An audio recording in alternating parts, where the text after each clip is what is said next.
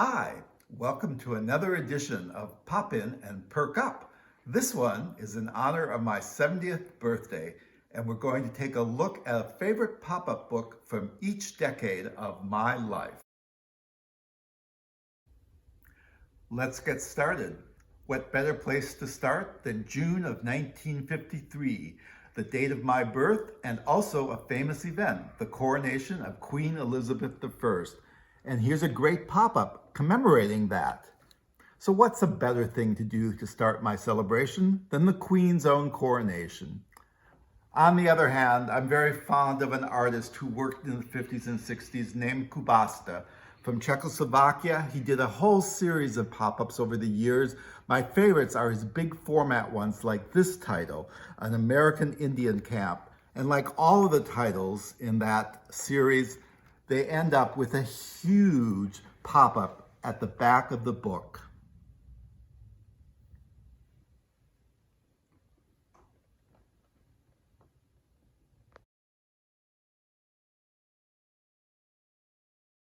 Moving on to the 60s, the pop-up books were in sort of a quiet period, but there was one publisher, Hallmark Cards, who kept them alive in the United States with a whole series of hardcover titles, including this one, commemorating man landing on the moon. They were wonderful titles, and they had ingenious pop-ups, such as that one. And here's one of the lunar lander. The genius behind Hallmark books was a man named Waldo Hunt, who in the 70s went on to form his own company and truly rejuvenated pop-up books around the world.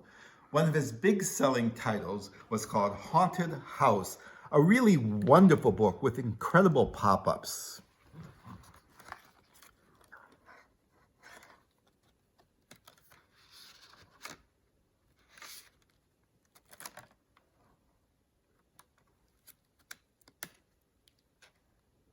That had movable items as well. If you listen carefully, you might hear the saw trying to get out of the box. This title was so successful that later they created it and used it as their annual report for his company, Intervisual Books, which for a short while I held an investment in. Unfortunately, eventually they went bankrupt. Although, as I mentioned, Intervisual Communications eventually went bankrupt, along the way they created a lot of incredible books. And in the 90s, they started to do a lot more titles aimed at adults, including one of my favorites, The Facts of Life, which was a really in-depth and beautiful look at human reproduction. The baby in utero, behind the scenes of a man's penis, a woman's vagina, and one of my favorite, the sperm fertilizing the egg. As we move into the 90s and the beginning of the 2000s, a new genius emerged on the scene, Robert Sabuda, an incredible paper engineer whose books to this day continue to astound me. This was one of the earliest titles of his that I truly loved, a wonderful rendition of The Wizard of Oz. I love that twister. But it's just full of inventive pop-ups. The house in the Munchkin Land, the poppies, look how they open up as you open the book. The Emerald City, truly a lovely scene.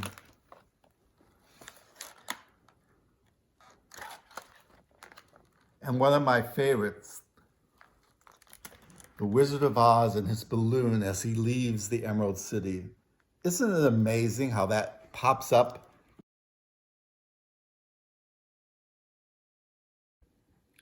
As we move into 2000s, there are, of course, a lot of wonderful books to choose from. But this one holds a special place in my heart, written by my husband, Robert Tiemann, who was the manager of the Walt Disney Archives. It's a beautiful look at some famous scenes from Walt Disney animated movies. And each of them is brought to true life in 3 dimensions, taking what would be a single layer cell into an incredible look behind the scenes.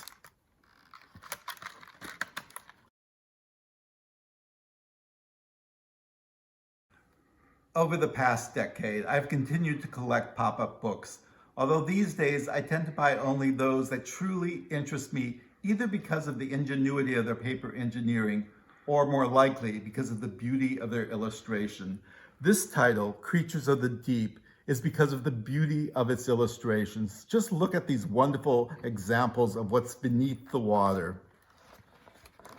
I love that octopus. Such simple design, such beautiful colors.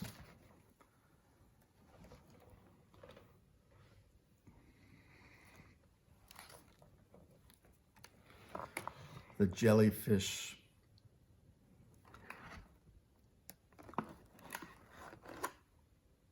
And yet the paper engineering itself is really quite elaborate.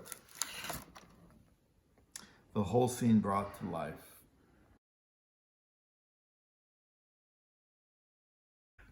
Well, now we're about to enter my 8th decade.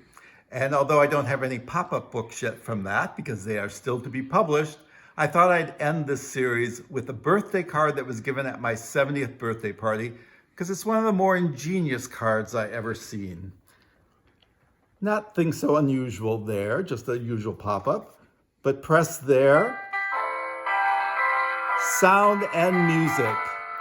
And now here's the truly amazing thing. Blow here, it says. The light goes out, the fireworks come on. Happy birthday to me, to you, and everyone. Enjoy your pop-up books.